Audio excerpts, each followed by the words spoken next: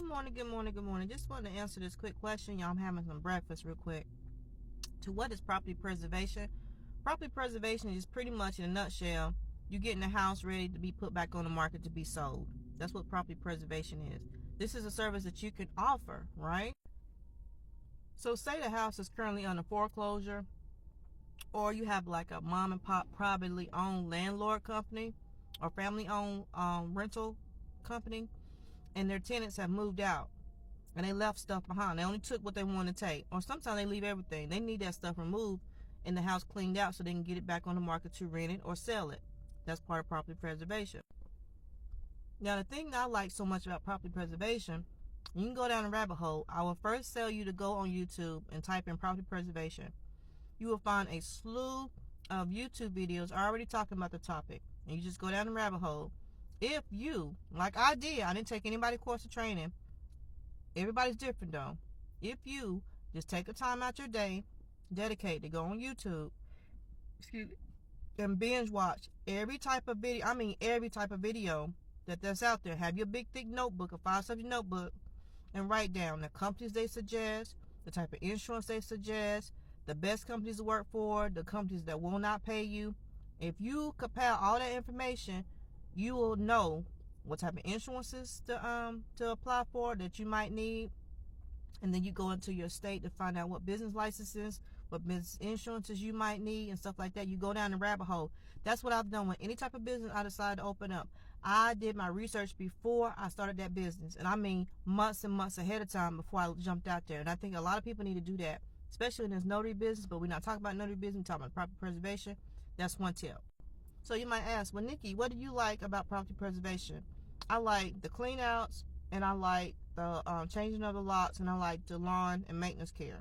Now you say, well, Nikki, how much can you make? It all depends. If you want to go through a company, that's one way you can lead to field inspection. A lot of these field inspection companies are part of property preservation's major companies. So if you get your foot in the door with doing pictures and property vacancies and stuff like that, it can lead you down to knowing who you need to contact in these major companies to do property preservation. Now, to get started, you might want to start off with like mom and pop companies where they need someone like I mentioned before, but you need to have a dedicated vehicle. Like I tell y'all, go Uber, Lyft, Walmart, Spark, do whatever gig hustle you need to do in the beginning to make you some money if you don't have money. Don't take your bill money to start no business. Whenever every business I started, it was either because I was getting a bonus check, or it was tax refund time. And I started doing my research before then, and I started buying my supplies like my printer, my toner, my paper, whatever, cameras or whatever I may have needed to start that business. So don't go in it thinking, you're gonna start making money right away, because even with loan closings, sometimes we don't get paid the same day. So, like I said, when clean outs, you're gonna need a car. I need a truck. You gotta know how much your dumpster fees are if you're gonna rent a dumpster. Then you gotta calculate all that into your pricing. You want to be a business. When you present yourself to people, you want to send them. You want to ask them what they need. You don't have to have a questionnaire of the things that you need to ask them, and then you have to have feedback what they need. They might just need a clean out. Okay, well, you gotta think about how big the house is, how long that's gonna take you, how soon they need it, what turnaround do they need it. They want to get it ready for the next month. Today is what, the 17th, 18th. They might need it ready for, rent next month for December. You know what I'm saying? Or they might have some little time. They might need to do some other stuff, so they're not in a rush. So you gotta know how to talk to people and communicate yourself very well. I know I come on here and stumble a lot because I just be nervous to be on camera. You know what I'm saying? Just a simple tip: I would create an LLC. I wouldn't do this as a DBA. That's just my personal opinion. So back to supplies, you're gonna need a truck to haul the stuff.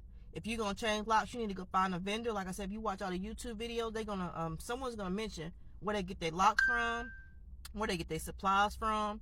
Then if you create an LLC, then you can start building business credit for this business. Now, the notary business, I don't know where the need for business credit is, which is a very low startup business. But if you need it, you need it. I'm not knocking nobody want to start, start business credit through their notary business. You do what you want to do. I ain't on here to debate with y'all. Y'all do what y'all want to do anyway. But for property preservation, I do see that as a business that you would need business credit.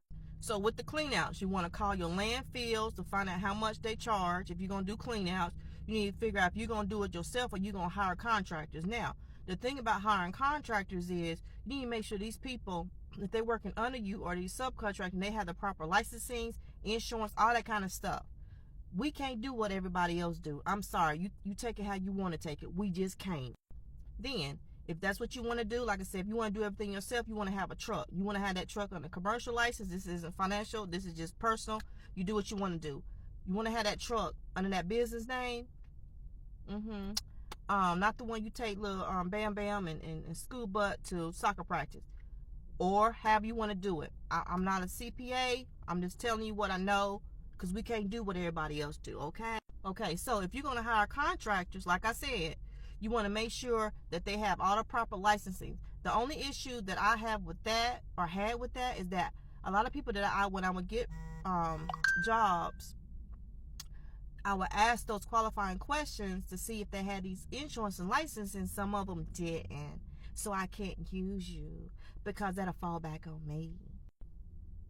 And a lot of times people want to go the cheap route. You know what I'm saying? You can't always go the cheap route. Sometimes you can. But I just say, get your foot in the door. See if there's even something that you want to do. That's why I highly recommend you go on YouTube, type in property preservation, and go down that rabbit hole. I promise you, you won't be disappointed, because you can never go wrong with more information. When you're educated about a topic, then you can make better and wiser decisions about that, situation. And to let people, once you decide that's what you want to do, you want to market yourself, you want to get into these Facebook groups, Instagram groups, post on here on TikTok about your business, create a second account, and let people notice what you do. You do clean outs, you do lock chains, you do grass clean out. Now where I'm at is leaves. There's a lot of leaves, there's a ton of leaves, and farmers and different people might like to have them leaves for mulch for their garden. So it's a win-win. It's a win-win, y'all. But you gotta have the proper equipment to do it, like a truck to haul the leaves, to bag the leaves up, to market to these people. To like, okay, I got leaves, I cleaned up this yard, I have leaves, I sell, I bag $15 for a bag of leaves, you know what I'm saying, that you can use in your garden, you know what I'm saying. So a private, people that like to garden at home, it's different ways to market. Also, some of the things that you find in these clean outs, you can resell on eBay. So any of you thinking about doing stuff on eBay, it's a perfect opportunity to get these items and flip them on eBay. So it's a win-win. It's just a win-win. But like I said, go out here, get your hustle on the weekends if that's the only time you have. And the evenings, you have to grind. You have to grind. You have to market. You have to grind. There's no other way I can tell you. It's not just gonna fall in your lap. If you want your life to be different, you want things to look different in your life, you want to change, you have to make yourself uncomfortable. You have to. If that's getting on here doing TikTok shops, selling stuff, talking about, you got to create your website, get people to go to your website, click on your links, buy from your website in case you shut your account down. I'm telling you what I know. I'm telling you what you know. Get you some Amazon books on Kindle Direct Publishing, KDP. Get you some books on there that you could just have passive income. If you want to create your own books and self-publish your books. I've stumbled across this lady video the other night. She makes her books at home. You know what I'm saying? She walks you down how to do everything. You know what I'm saying? So YouTube is very helpful. YouTube is if you want to change your situation, like I said, you got to hustle in the beginning. You got to hustle and grind. And once you get to that place that you want to be, you got to still hustle and grind to maintain it. Tax income time is coming. I know a lot of these tax places are going to be doing these Christmas refunds and Christmas bonuses and extra. Take that money and flip it into a business that it will make you thousands of dollars. A business can make you thousands of dollars, not just your W-2. A W-2 is fantastic to have, you know what I'm saying? But if you're not happy with your W-2, it's causing you health problems, causing you stress, you know what I'm saying? It's taking you away from your children. Start you a business. And find ways that your children can help you in that business. So you won't feel like you always in the business, you never tending to them. You know what I'm saying? Because then that teenagers, look, I know they get on their own little world, and then once they get out there, sometimes it's hell trying to get them drawn back to, you know what I'm saying, once they get out there in the world. You understand what I'm saying? So I hope this helped. Please let me know if there's something that you want to do. If you have further questions, just DM me.